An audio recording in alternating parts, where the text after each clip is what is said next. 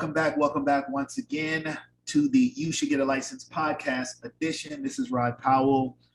This is your number one source for information, education, inspiration on the most underrated career opportunity in business today. That is a career in the financial services and the insurance industry. And today, we have, just a spark plug, like a ball of energy, a little fireball, in this business, really doing some great things. Great, social media presence where she's really engaging and educating the people on financial education and financial literacy. I want to welcome to the You Should Get a License podcast, Lady T, the financial B, Miss Tina Carter. Tina, how you doing? I'm doing good. Thank you for that wonderful introduction. Yes. No, excited to have you here. I was just really not just impressed, but also just energized by your energy when we first met, over the summer at a conference. And, I wanted to, really just kind of share some of that with our listeners. At the time, you've been in the business for some time, actually on the corporate side, starting there in the Medicare space and then transitioning with your own agency full time. So I just thought this is just a phenomenal story to share. So, this platform, You Should Get a License, is really for individuals. I want to make sure we got stable connection to make sure I'm good on this end. It's really for individuals who have either just started, in the industry, really kind of getting some insights. Maybe it's on a part-time basis, or maybe they're in the midst of conversation where they haven't really gotten licensed yet, but they're in the process, or maybe it's a consideration. Or, it's for people who maybe been in the industry a while and really just kind of listening to what some other people are doing, kind of listening to some other experiences and saying, hey, maybe this is something I can implement, maybe something I can add to my business, because there's so many different market segments as you have referenced, as you're aware of, especially considering your background. So as we get going here, what line of business, what market are you in? What does Tina Carter focus on a day-to-day basis? I like final expense. Final expense for me is really my niche. The process is very easy, the application process, and there's a lot of people. Hold on, Tina. Hello, can you hear me?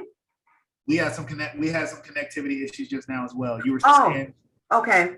So I'm going to say it again. You were asking me about where my niche. Yeah. Well, final expense. I like final expense because it's a need for everybody, and it's an easy process. The application process is not a long, drawn out medical exam for the prospect, and it's very it's very affordable, for a person who doesn't have a whole lot of money, or they don't have any insurance at all. Final expense is a good place to start. And I like final expense. I have a policy. My son has a policy, and also my husband. So I'm a firm believer in final expense, because it's straight burial insurance. And again, if you don't have anything and you just have final expense, then you're protected. Got you. Okay, so final expense. You mentioned that final expense is burial insurance. Mm-hmm. Tell me something. So what's the difference? So because when people hear final expense, they hear burial insurance, they're like, oh, well, I got life insurance, or I can get some life insurance. What's the difference between, life insurance as most would define it, and final expense or burial insurance? What's the difference between those two? Well, final expense is to bury you. It takes care of your burial needs, if you want to be buried, or if you want to be cremated. And life insurance, although you can use that to bury you, but the true meaning of life insurance is to transfer wealth. And The difference is that with a life insurance policy, it takes about 6 to 8 weeks for it to pay out, where a burial insurance policy can pay out within 48 hours, and you don't need a death certificate. Got you. So basically, you have access to those funds right away. Obviously, because you're not going to wait 6 to 8 weeks, to bury your loved one. So basically, the final, it's like basically instead of GoFundMe, you should have a final expense policy. Yes. That's it in a nutshell. I got you. Okay. Now, you're out in California. Yes. Native California. Yes. A lot of people move to California. Shoot, right. A lot of people moving out of California now, like into Texas. We see people in Virginia now. But your whole family is native, to California. What part are you in? What part is your business based in? Southern California. I'm in out of Long Beach. Long Beach. But my family is longtime residents of Los Angeles. Got you. Okay. All right. Long Beach. All right. Yeah. When I think Long Beach, I think Snoop Dogg. Right. Everybody says everybody. Everybody, every time, Long Beach, Snoop Dogg is, is synonymous. But yeah, but I want people to think of Long Beach with insurance, Lady T, the financial beat. There we go, Lady T, financial beat. All right. So let me go back before you were Lady T. We're gonna go all the way back. Growing up, in Southern California where it never rains, of course. Right. 9 years old, 10 years old, what was Lady T at that time? Maybe it's little girl T at that time. I don't know. Yeah. Baby T. What was your dream job growing up? What did you what career path were you envisioning yourself being in as an adult? I would say I wanted to be a lawyer. I wanted to be a lawyer. My grandmother is a lawyer. My father was he was a paralegal. So I wanted to get into law, and I wanted to be a ballet dancer. I used to dance. I was in a pageant, and so I wanted to be a ballet dancer. And then I transitioned. I decided I wanted to be a lawyer.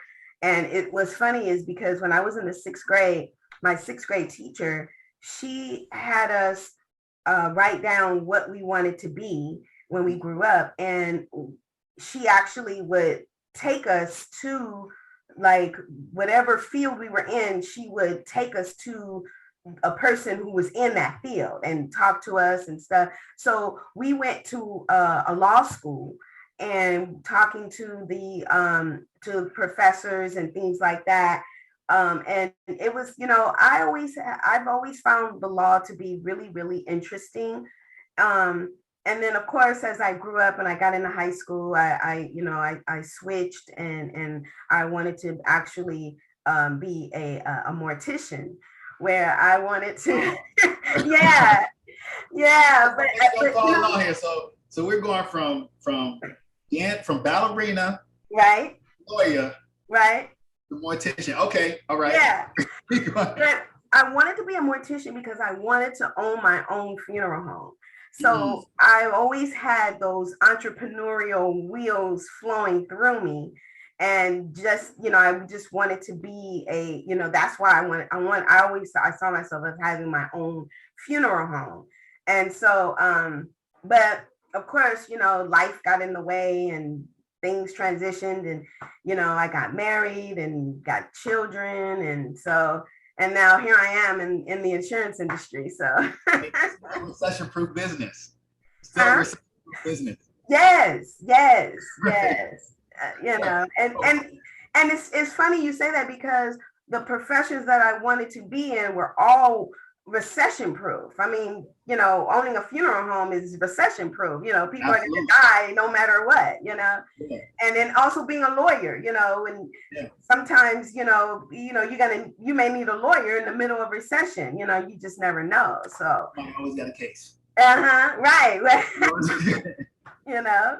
So I love it. No, I was saying that, yeah, basically based on, I was mentioning that based on what your career paths have been. You got, the lawyer, the mortician, and it's interesting because I know that your family background, wasn't in law. Um, you were a paralegal too, right? Did you spend some time? I went to school and got a degree in paralegal studies. Unfortunately, I wasn't able to get into that, to get my foot in the door. It's really funny because I was applying for different jobs, but I was running into the issue of, yeah, I have this degree, but I don't have any experience. And every job wanted some litigation experience. And then I went to this one law firm and I wanted to just get in the door, just, as a legal clerk or a, it was like a file clerk or something, and just to get my foot in the door. And I was told that I was overqualified. So yeah, and so then I went and I started working because I found out that these your corporations have legal departments. So I went to this healthcare company, and I went in, again as an admin, just to get my foot in the door. But then when I got in, I realized that their law department was in Sacramento, and it wouldn't have been very efficient for me to, pack up everybody and move, because at the time, my husband works for the post office, and, for a ton of years. And, it just wasn't, it wouldn't have been a good transition for me. So I just kind of put those dreams on the back burner and just focused on where I was, and, went from there. But I still, I found out too that you can use your paralegal skills with doing document preparation, where you, like, if you, for example, you wanted to you needed not legal advice, but you needed, like, you were you had some tenants and you needed to evict them, and instead of going to a lawyer, you could go to a paralegal, and she will prepare the documents for you, and then you just take them to the courthouse and and file them yourself. So that's another avenue that I can tap into, document preparation. Got you.